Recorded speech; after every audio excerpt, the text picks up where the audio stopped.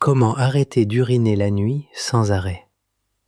Le vrai lien entre nicturie, insuline, grignotage du soir et métabolisme. Il existe des problèmes de santé qui sont spectaculaires, et il en existe d'autres qui semblent plus banals, presque ordinaires, mais qui finissent par vous épuiser profondément. Se lever une fois dans la nuit pour aller uriner, beaucoup de gens le tolèrent. 2 fois, on commence à trouver cela gênant. 3 fois, cela devient lourd. 4 fois, cela casse vraiment le sommeil. Et quand certaines personnes se lèvent 5, 6, 8, voire 10 fois, ce n'est plus juste un inconfort. C'est un véritable sabotage de la nuit, de l'énergie, de l'humeur et du lendemain. Le texte source rapporte même le cas d'un homme qui se levait 10 fois par nuit.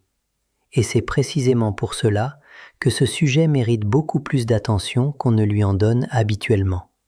Parce que la fréquence urinaire nocturne, ce qu'on appelle la nicturie, n'est pas seulement un détail. Ce n'est pas juste une petite contrariété. C'est quelque chose qui attaque le repos, fragilise le métabolisme, perturbe la glycémie, augmente les envies de sucre le lendemain, altère l'humeur, le cortisol, la concentration et parfois même la mémoire. Le contenu de base insiste clairement sur ces conséquences du manque de sommeil. Autrement dit, ce n'est pas juste la nuit qui est touchée, c'est aussi la journée d'après. Et souvent, le cercle vicieux s'installe. On dort mal, on est fatigué le lendemain, on n'a plus envie de glucides, on mange plus souvent ou plus sucré. On entretient un terrain métabolique mauvais. Puis, la nuit suivante recommence. Et ce cycle peut durer des mois, parfois des années, pendant que la personne croit simplement avoir une petite vessie, un problème lié à l'âge ou un souci de prostate. Mais justement, le contenu source vient bousculer cette vision simpliste. Il affirme quelque chose de très important. La fréquence urinaire n'est pas, dans son mécanisme principal, un problème de vessie. La vessie n'est que la partie visible du problème. Le texte dit clairement que ce n'est que la partie émergée de l'iceberg, autrement dit un symptôme, et non la cause profonde. Et c'est là que le sujet devient passionnant. Parce qu'une fois qu'on arrête de regarder seulement la vessie, on commence à poser de meilleures questions. Pourquoi le corps produit-il ou élimine-t-il autant d'urine pendant la nuit ?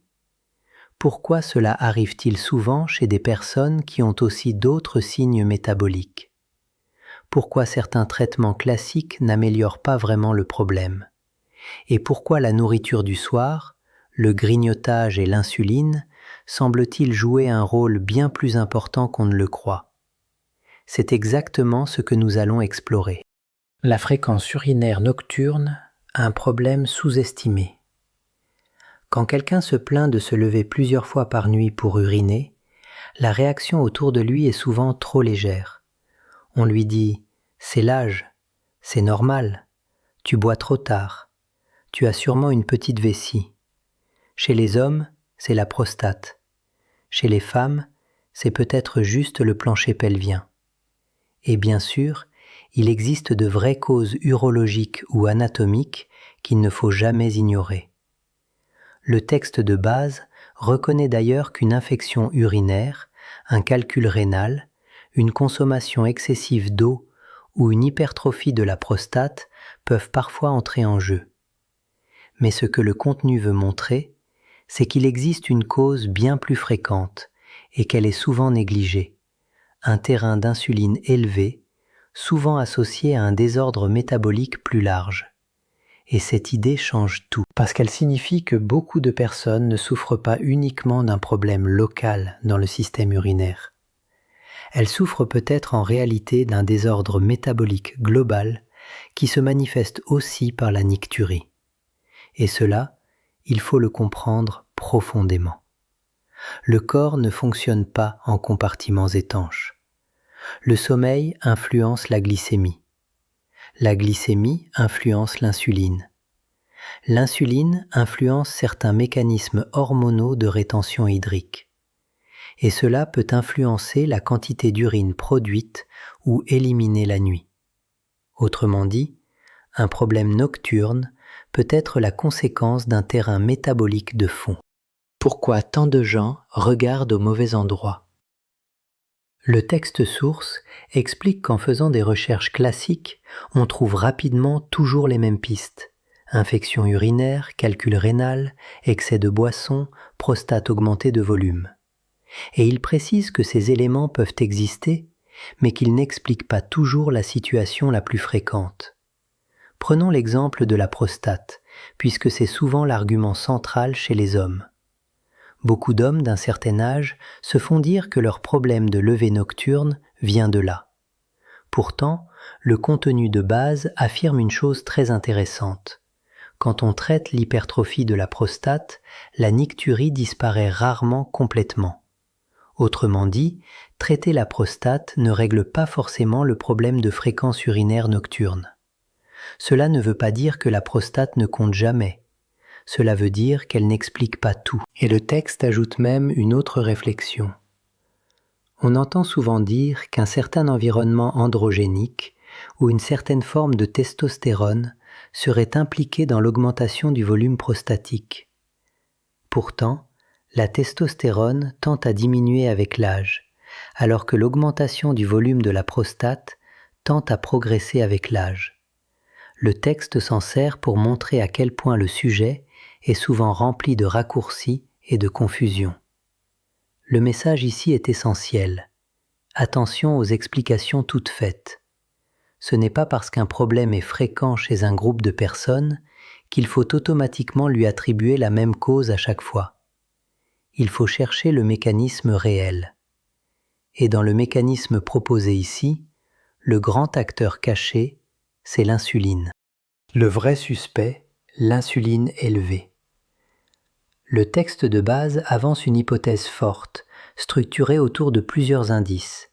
Les diabétiques ont très souvent des problèmes de fréquence urinaire, l'insuline administrée à certains chiens augmente fortement la production d'urine, l'insuline bloque certaines hormones surrénaliennes impliquées dans la rétention hydrique, et les niveaux élevés d'insuline sont retrouvés très fréquemment dans les syndromes de vessie hyperactive.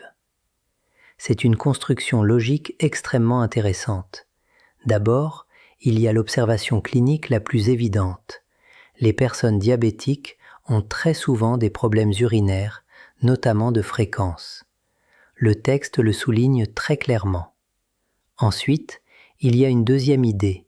Avant même que le diabète soit officiellement diagnostiqué, beaucoup de personnes passent par une longue phase de taux d'insuline élevé, souvent silencieuse, souvent non testée, souvent ignorée. Et c'est là un point capital. Le texte affirme que les médecins regardent généralement la glycémie, mais testent rarement l'insuline à jeun. Il ajoute que l'hyperinsulinémie arrive souvent avant le prédiabète et qu'elle s'associe à la résistance à l'insuline. Autrement dit, une personne peut avoir un vrai problème métabolique en cours d'installation sans encore cocher la case « diabète » sur une prise de sang classique.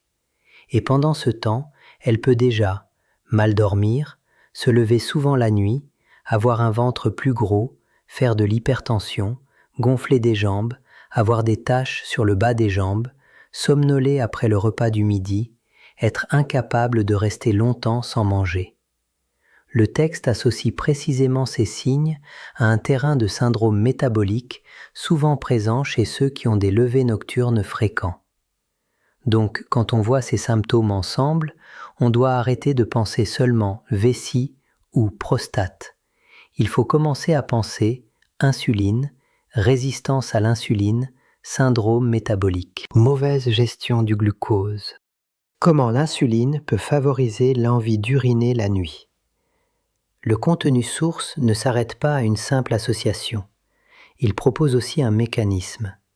Il explique que l'insuline peut bloquer une hormone surrénalienne qui aide normalement le corps à retenir les liquides.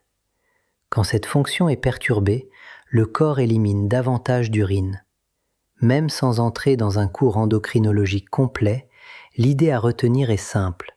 Une insuline trop élevée ne perturbe pas seulement le sucre, elle perturbe aussi l'équilibre global des fluides et des hormones. Et c'est là que beaucoup de personnes passent à côté du problème. Elles pensent « je n'ai pas de problème de sucre, donc ce n'est pas métabolique ». Mais elles n'ont peut-être jamais regardé leur insuline. Elles n'ont peut-être jamais remarqué que leurs envies fréquentes d'uriner la nuit ont commencé en même temps que leur prise de ventre, leur fatigue après les repas, leur besoin de grignoter, leur tension plus élevée ou leur sommeil devenu fragile. Or, le texte suggère précisément que la nicturie s'inscrit souvent dans ce tableau plus large. Il ne faut donc pas traiter ce symptôme comme isolé. Il faut le replacer dans son décor métabolique. Et dans ce décor, l'un des plus grands ennemis, c'est le grignotage du soir. Le grignotage du soir, le vrai saboteur. Le texte est très clair. La cause numéro 1 d'une insuline élevée pendant la nuit, c'est le grignotage du soir.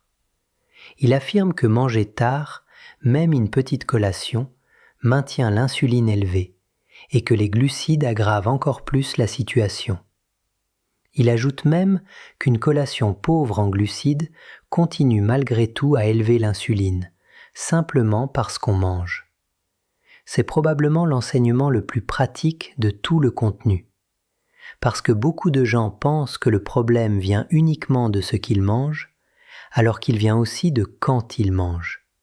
Ils se disent « ce n'est qu'une petite collation, ce n'est qu'un yaourt, ce n'est qu'un peu de fromage, ce n'est qu'un snack léger, je ne mange pas beaucoup ».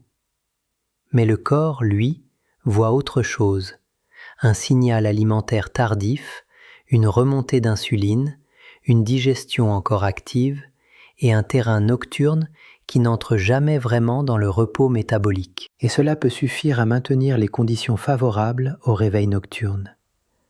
Le soir devrait être le moment où le corps ralentit, pas le moment où il reçoit encore des stimuli digestifs et hormonaux. Or, dans la vie moderne, beaucoup de gens font exactement l'inverse.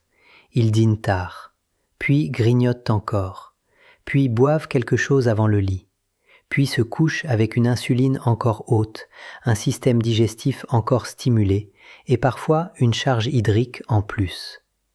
Le texte dit clairement que cette combinaison entre insuline élevée et boisson tardive est la meilleure façon de passer une mauvaise nuit à se lever. Et c'est là que la solution proposée devient d'une simplicité presque déconcertante. Première stratégie. Plus rien après 18h30. Le texte recommande quelque chose de très précis. Ne plus manger après 18h30 et ne plus boire après 18h30 non plus, tout en veillant bien sûr à avoir suffisamment bu pendant la journée. Il conseille aussi de déplacer la collation du soir vers le dîner lui-même, au lieu de la conserver plus tard. Ce conseil peut sembler très simple, et pourtant, il peut être extrêmement puissant, parce qu'il agit sur plusieurs niveaux à la fois. Il supprime le pic d'insuline tardif, il réduit la stimulation digestive nocturne, il diminue la charge hydrique avant le coucher, il laisse au corps plus de temps pour entrer dans une vraie phase de repos, et surtout, il casse un automatisme moderne profondément enraciné, celui de manger tard sans faim réelle. Beaucoup de personnes ne grignotent pas le soir parce que leur corps en a besoin. Elles le font par habitude, par fatigue, par stress, par ennui, par compensation, par rituel télévisuel, par croyance que quelque chose de léger ne compte pas. Mais biologiquement, cela compte. Le soir est le moment où le corps devrait se détendre, pas recevoir encore des signaux qui prolongent l'état d'activation métabolique. Et le plus intéressant, c'est que le texte promet des effets rapides. Il dit qu'il peut falloir quelques jours, mais que les changements peuvent être très rapides si l'on applique sérieusement cette stratégie. Deuxième stratégie, réduire fortement les glucides. La deuxième grande stratégie proposée par le contenu, c'est de réduire les glucides à moins de 30 grammes par jour, ce qu'il appelle une approche cétogène. L'objectif dans le texte est très clair, faire baisser l'insuline, améliorer le terrain métabolique et permettre enfin de passer une nuit complète sans se lever. Ici, le message n'est pas simplement « manger moins de sucre ». Le message est plus profond. Si l'insuline est le vrai moteur du problème, alors il faut agir là où l'insuline se crée. Et les glucides, surtout lorsqu'ils sont élevés, fréquents ou associés au grignotage, sont l'un des plus grands moteurs de cette élévation. Quand une personne baisse vraiment ses glucides, sa glycémie devient souvent plus stable, ses pics d'insuline peuvent diminuer, ses fringales peuvent se calmer, et son corps entre dans un mode métabolique différent. Dans cette logique, le bénéfice ne se limite donc pas à la perte de poids éventuelle. Il touche aussi le sommeil, la qualité de la nuit, l'envie d'uriner et la stabilité globale du système. Cela mérite d'être souligné, car beaucoup de gens cherchent à régler la fréquence urinaire avec des solutions symptomatiques, alors que le texte propose une stratégie de fond, changer le terrain métabolique. Et cela, c'est beaucoup plus puissant. Troisième stratégie, associer le jeûne intermittent. Le troisième levier proposé est le jeûne intermittent, en complément d'une réduction des glucides. Le texte le présente comme un outil logique pour améliorer davantage la situation. Pourquoi est-ce cohérent ? Parce que si le problème vient d'une insuline trop souvent haute, alors donner au corps de vraies fenêtres sans alimentation devient une stratégie très pertinente. Le jeûne intermittent ne fait pas qu'enlever un repas ou une collation. Il enlève une série de pics d'insuline inutiles. Il réduit la fréquence de stimulation du système. Il crée des plages de repos métabolique. Et il permet parfois au corps de retrouver un meilleur rythme. Dans la logique du texte, ce n'est donc pas un gadget, c'est un levier complémentaire. Le soir, on arrête de manger tôt. Dans la journée, on espace davantage les prises alimentaires. Et on réduit les glucides. Ensemble, ces trois éléments agissent dans la même direction. Baisser l'insuline, réduire le terrain favorable à la nicturie et améliorer le sommeil. Les signes qui doivent faire penser à un problème métabolique. Le contenu de base cite plusieurs indices qui, associés à la fréquence urinaire nocturne, doivent faire penser à une insuline élevée ou à un syndrome métabolique. Un ventre plus gros, de l'hypertension, des problèmes de glycémie, une décoloration ou des taches sur le bas des jambes, de l'œdème dans les jambes, une grande fatigue après le déjeuner, l'incapacité à rester longtemps sans manger. Ce passage est extrêmement instructif, parce qu'il montre que la nicturie n'arrive souvent pas seule. Elle fait partie d'un portrait plus global. Et cela veut dire qu'il faut apprendre à lire le corps en ensemble, pas en petits morceaux séparés. Une personne qui se lève souvent la nuit, qui a du ventre, qui somnole après le repas, qui grignote souvent et qui a tendance à retenir de l'eau ou à gonfler des jambes, n'a probablement pas seulement un problème d'urine. Elle a sans doute un terrain métabolique qui mérite d'être pris au sérieux. Et si elle agit seulement sur la vessie sans toucher à ce terrain, elle risque de tourner en rond. Pourquoi le manque de sommeil aggrave encore tout ? Le texte insiste aussi sur les conséquences du manque de sommeil. Fatigue, envie de glucides, dérèglement de la glycémie, hausse du cortisol, irritabilité, baisse de concentration et possible atteinte de la mémoire. Ce point est capital parce qu'il montre que la nicturie entretient sa propre cause. On dort mal, le cortisol change, les envies de glucides augmentent, la glycémie devient plus instable, l'insuline remonte plus facilement. La soirée suivante est plus difficile à gérer et la nuit suivante est de nouveau mauvaise. Le manque de sommeil n'est donc pas seulement une conséquence, il devient aussi un accélérateur du problème. Voilà pourquoi il faut agir vite, pas seulement pour le confort, mais parce qu'une mauvaise nuit répétée finit par désorganiser tout le système. Ce qu'il faut retenir en une phrase. Si l'on devait résumer toute cette approche en une seule phrase, ce serait celle-ci. La fréquence urinaire nocturne est souvent moins un problème de vessie qu'un problème d'insuline, de repas tardif et de désordre métabolique. Et cela change tout. Parce qu'au lieu de vivre avec ce symptôme comme une fatalité, on commence à voir un chemin d'action. Arrêter les collations du soir, arrêter de boire tard, réduire fortement les glucides, associer le jeûne intermittent et observer les autres signes du syndrome métabolique. C'est simple à comprendre, c'est logique, et selon le texte, cela peut produire des résultats rapides. La fréquence urinaire nocturne semble souvent être un petit problème local, presque banal. Mais quand on regarde le mécanisme proposé dans le contenu de base, on découvre en réalité un sujet beaucoup plus profond. Un problème lié au terrain métabolique, à l'insuline, au grignotage du soir, aux glucides trop élevés et à un sommeil qui se détériore parce que le corps ne bascule jamais vraiment dans le repos. Le message central est simple, mais puissant. Levez-vous moins la nuit en faisant moins travailler votre insuline le soir. Et cela passe par des décisions très concrètes. Ne plus grignoter après 18h30, ne plus boire tard, baisser franchement les glucides et utiliser le jeûne intermittent comme outil complémentaire. Ce que ce contenu enseigne au fond, c'est qu'un symptôme gênant peut parfois disparaître non pas grâce à une pilule, mais grâce à une meilleure compréhension du corps. Et quand on comprend enfin le mécanisme, on cesse de subir le problème. On commence à le corriger.